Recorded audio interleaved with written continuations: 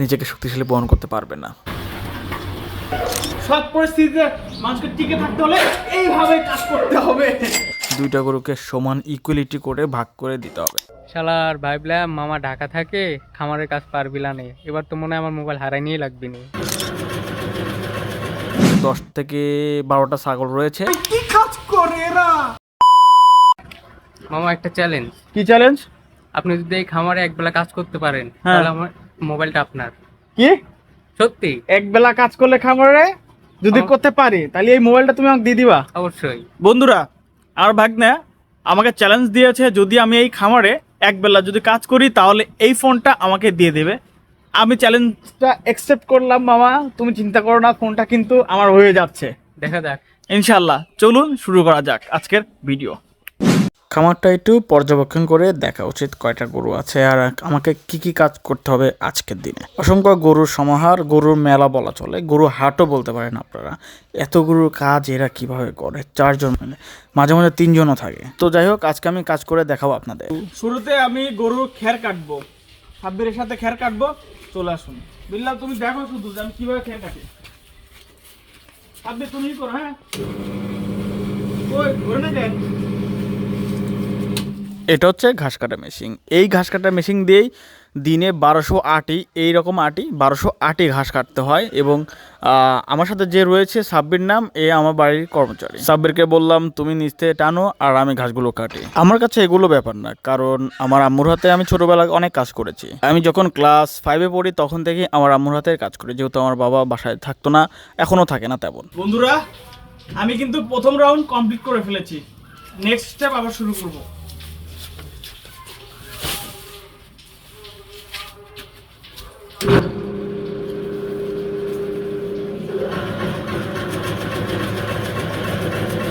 এই পর্যায়ে আমার ঘাস কাটা শেষ, আমি এখন খামারের দিকে যাব।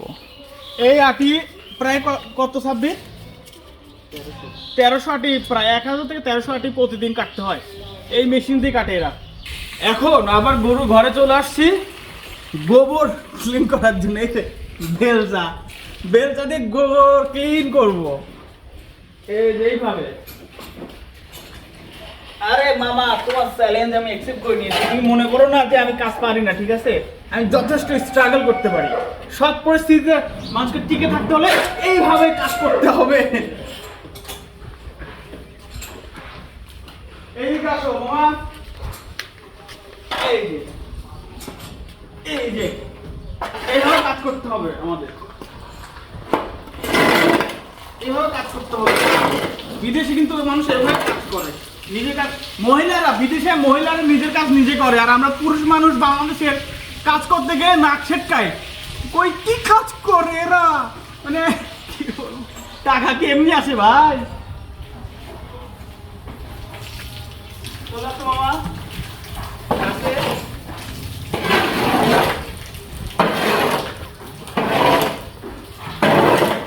কাজ হবে একদম অথেন্টিক, রিয়েল, জেনুইন।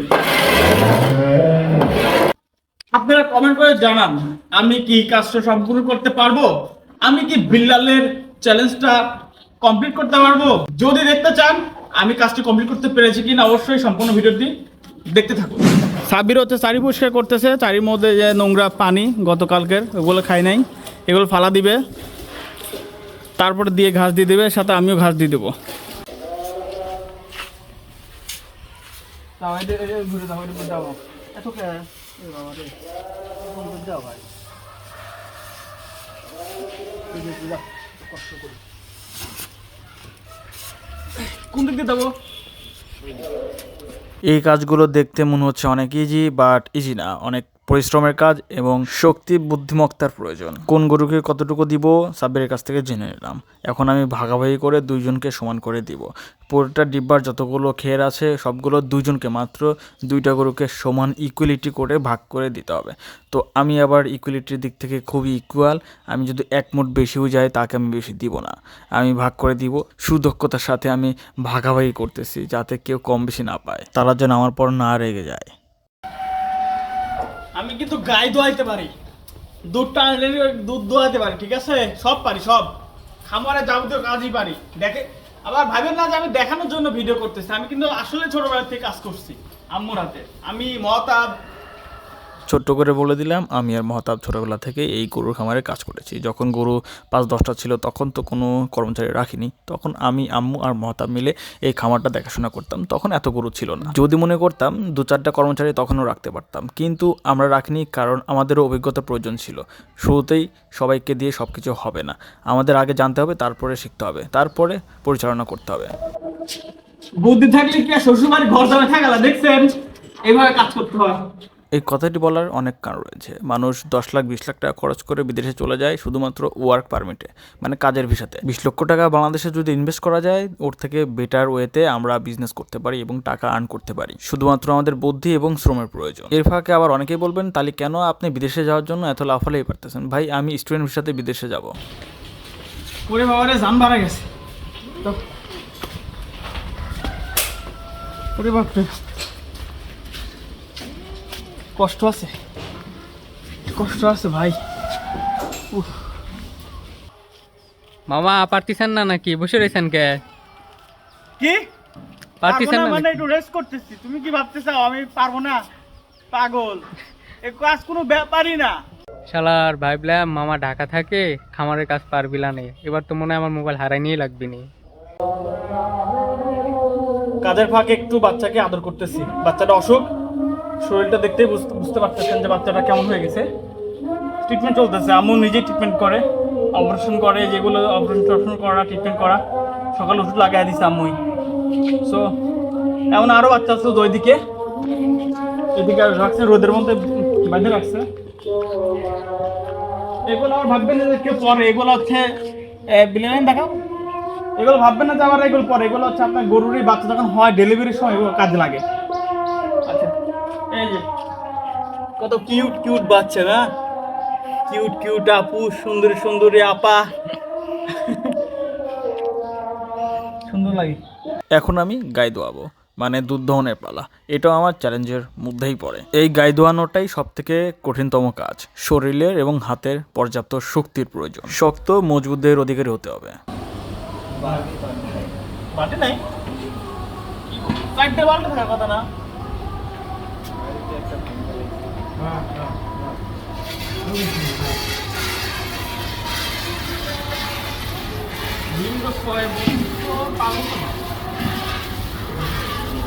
দীর্ঘ 6 বছর পরে আমি গাই দোয়াচ্ছি, কারণ এর মধ্যে আমি ইউনিভার্সিটি শেষ করেছি, ঢাকাতে অনেক দিন যাবত আছি। দ্যাটস ওয়াই আমি বাড়িতে তেমন থাকি না এবং তেমন একটা এদেরকে হেল্প করতে পারি না। যখন আমি বাড়িতে থাকি তখন অনেক টাইম আমি নিজের ইচ্ছাবশত আর শখ করেও এই কাজগুলো করি। খুবই ভালো লাগে এবং আমার মনে হয় যে এই কাজগুলোর মধ্যেই একটা মানুষ তার নিজেকে শক্তিশালী প্রমাণ করতে পারে, আদারওয়াইজ সে কখনো নিজেকে শক্তিশালী প্রমাণ করতে পারবে না।